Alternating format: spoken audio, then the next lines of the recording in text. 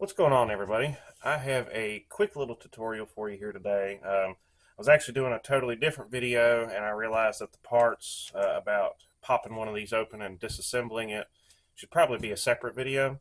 I'm actually doing a video on how to completely custom build one of these, so I will link that in the description if you're interested in that. But I realize a lot of people are just trying to figure out how to get in this thing, so that's what we're going to cover today. First and foremost, we're going to talk about the tools.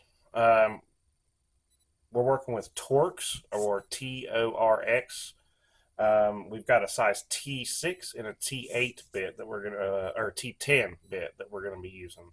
So T6 and T10. The T6 is a little bit harder to find, just so you know. So if you go to like Home Depot or Lowe's or a hardware store, you can kind of find these little screwdriver sets that have Torx bits. They usually go down to only T8.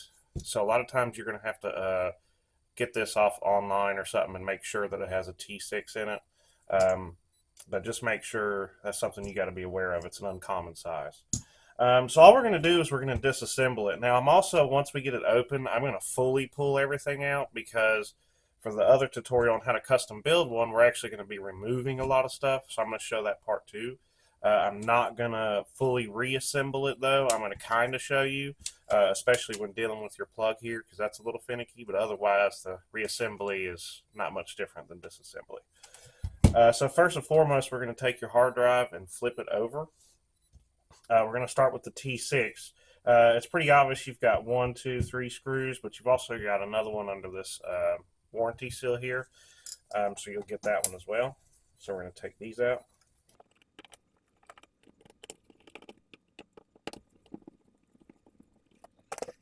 And sometimes we got to kind of pry that one out through the seal. You can also remove the sticker all the way too if you want. We're going to get those 4 screws and get them out of the way. All right, so we're going to flip it back over. The one thing to be careful once you fully disassemble this is your button mechanism here. There's actually a small spring that's really easy to pop out, and you can lose it. And if you lose it, then this button system is not going to work properly. And so you're going to have a hard time getting this hard drive to sit properly once you put it back in. So what we're going to do is we're going to kind of clamp it from the bottom and the top, and we're going to pull from the back. And then we'll lay it down flat again. And we'll start working it back and forth, because there are 2 clamps right here that you have to loosen up, and then you can pry it off. But if it's a factory sealed one, they're usually a pretty tight fit.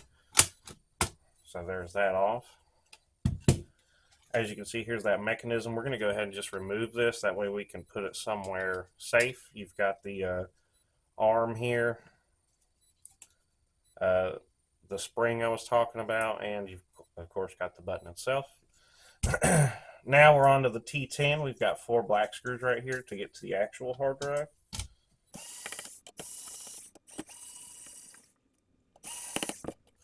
Okay, this right here is a little bit funky the way it works. Sometimes it'll get kind of stuck. This one wasn't, but if it is, you can just kind of wiggle it loose. Now, like I said, for the other video where we're custom building like this, we're just going to be completely throwing out. So, you know, it just depends on what you're trying to do. If you're just trying to like replace a hard drive or maybe upgrade it or something, you know, you may want to keep these. That's up to you. Next, you can see the hard drive. So what we're going to do is we're going to kind of slide the hard drive forward a little bit. That way we got some room to pull and slide that cable off. And then we're going to kind of pull that down just a little bit. Don't pull it too much, but just enough so this can clear. And that way we can slide the hard drive right out. So now, as you can see, we've got that out of the way.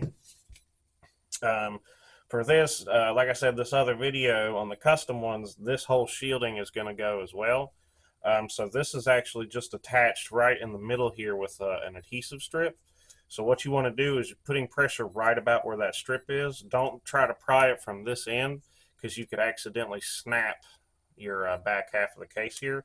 So you actually want to kind of pull and pry right where it connects, and then you'll see it just pops right off, and your bottom's in good shape. On this right here, you'll see there's like a little rubber, I don't know what this is, just some sort of seal essentially is what it's supposed to do. So you're going to peel that off. Make sure you keep that because that is handy. Even if you're going to custom build one, you need to have this to stabilize it. And another quick note on that too, once you've taken that out and you're messing with this, it really doesn't matter what you do. From now on, this is going to move and be a little more loose than it is out of the factory. Even if you put everything together exactly, how it was, it just gets loosened up after you move it.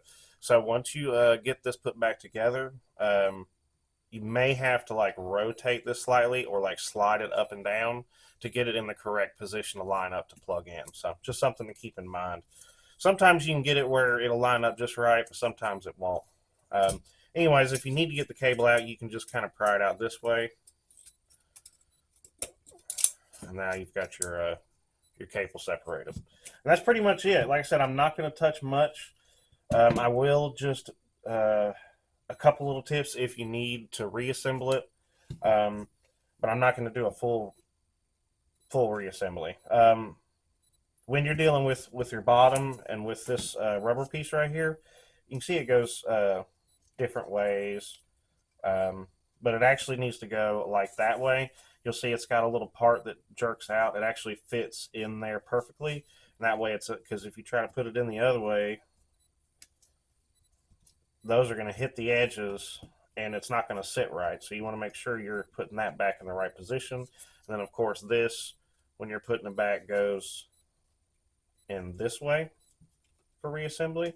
And then your hard drive, remember when you're looking at it like this, something you might do is you're just going to automatically try to do it like this. But remember the hard drive is upside down actually when it sits in there. Okay, so besides that, you should be able to piece everything together if you're trying to reassemble it.